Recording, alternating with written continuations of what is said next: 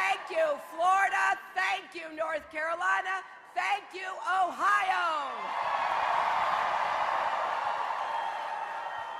You know, although we're waiting for final results in Illinois and Missouri, we know we will add to our delegate lead to roughly 300 with over 2 million more votes nationwide.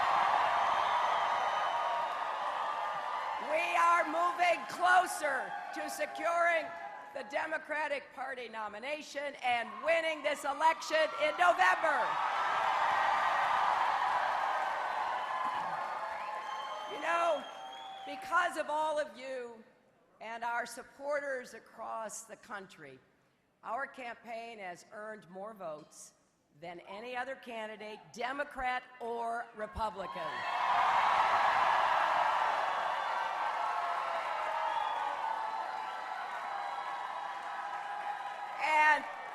And I want to congratulate Senator Sanders for the vigorous campaign he's waging.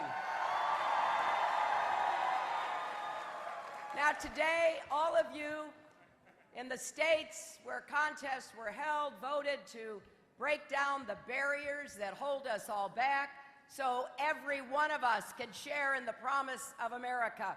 You voted.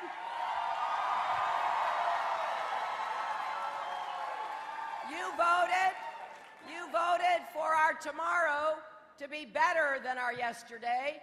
Tomorrow where all of us do our part and everyone has a chance to live up to his or her God-given potential.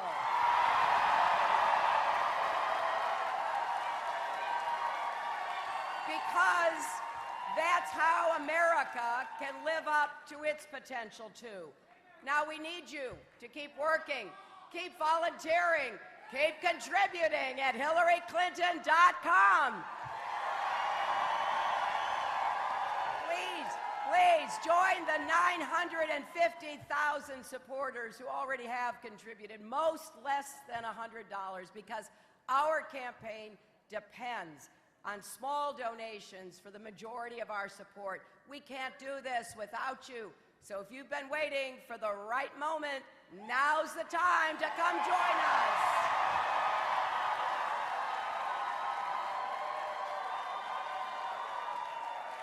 You know, tonight it's clearer than ever that this may be one of the most consequential campaigns of our lifetimes.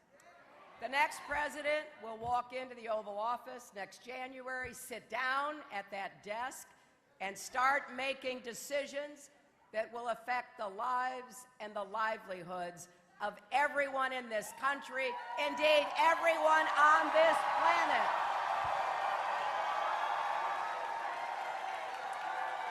Now I know that easy decisions don't make it to the president's desk, only the hardest choices and the thorniest problems. I saw President Obama wrestle with the decision to send Navy SEALs after Osama bin Laden, the decision to rescue the auto industry, to fight for the Affordable Care Act, and so many more.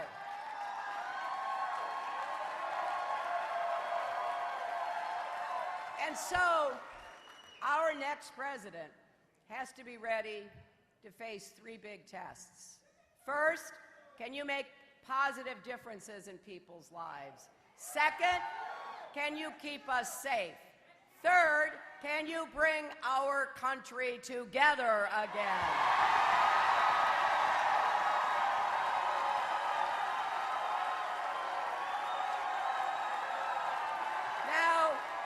Now making differences in people's lives comes first because Americans everywhere are hungry for solutions. They want to break down the barriers holding them back so we can all rise together. Ask any parent. You'll hear nothing is more important than making sure their kids have a good school and a good teacher no matter what zip code they live in. They deserve a president who understands that when we invest in our children's education, we're investing in all of our futures. And young people across America struggling under the weight of student debt, find it difficult to imagine the futures they want. And they deserve a president who will help relieve them of that burden and help future generations go to college without borrowing a dime for tuition.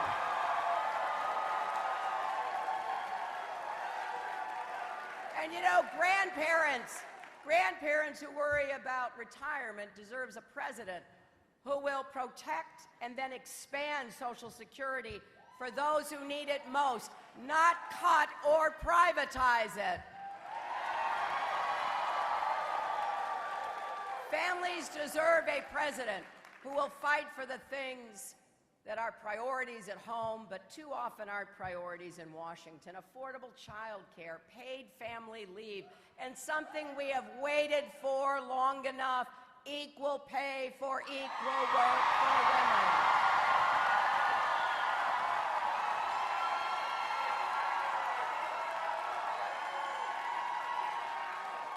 And above all, hardworking Americans across our country deserve a president with both the ideas and the know-how to create good jobs with rising incomes right here in our country. And I am absolutely convinced that we have the tools to do that. That's why I've laid out a program to do what can be done. More good jobs in infrastructure, more good jobs in manufacturing.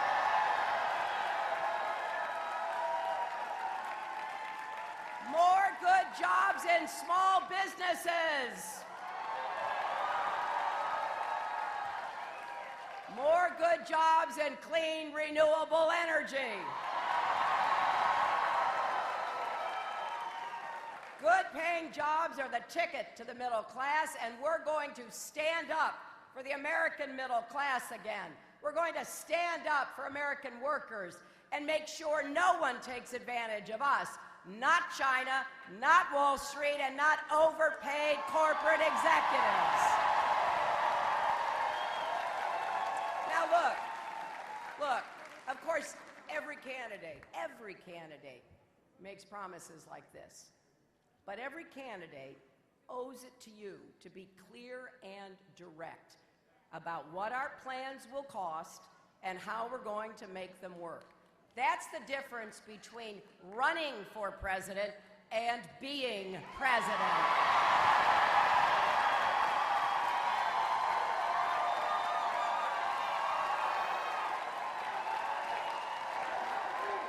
And I'll tell you,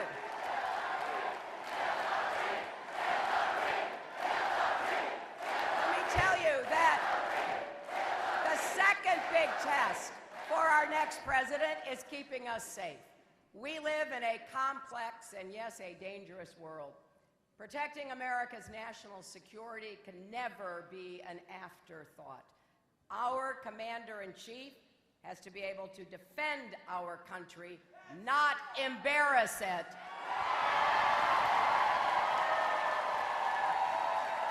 Engage our allies, not alienate them.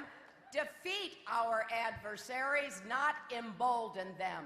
When we hear a candidate for president call for rounding up 12 million immigrants, banning all Muslims from entering the United States,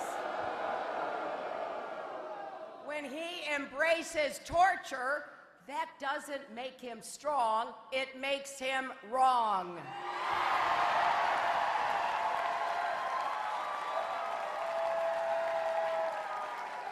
And yes, our next president has to bring our country together so we can all share in the promise of America. We should be breaking down barriers, not building walls. We're not going to succeed by dividing this country between us and them. You know, to be great, we can't be small. We can't lose what made America great in the first place. And this isn't just about Donald Trump. All of us have to do our part. We can't just talk about economic inequality. We have to take on all forms of inequality and discrimination. Together, we have to defend all of our rights. civil rights and voting rights, workers' rights and women's rights, LGBT rights, and rights for people with disabilities. And that starts by standing with President Obama when he nominates a justice to the Supreme Court.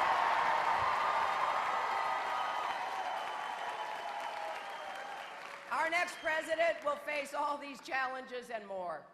You know, running for president is hard, but being president is harder.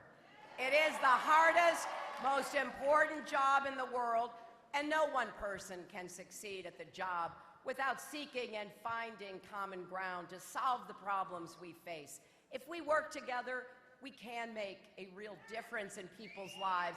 If we reach out to treat each other with respect, kindness, and even love instead of bluster and bigotry, if we lift each other up instead of tearing each other down, there's nothing we can't accomplish together.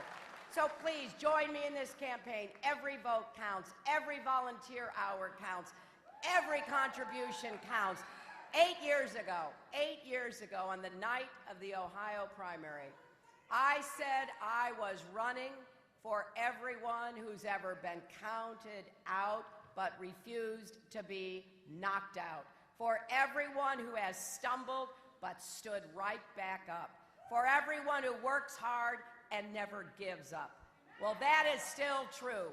Our campaign is for the steel worker I met in Ohio on Sunday night, who's laid off but hoping to get back to work. It's for the mother I met in Miami, whose 5 children haven't seen their father since he was deported. She dreams of a day when deportations end and families are reunited on a path to citizenship in America.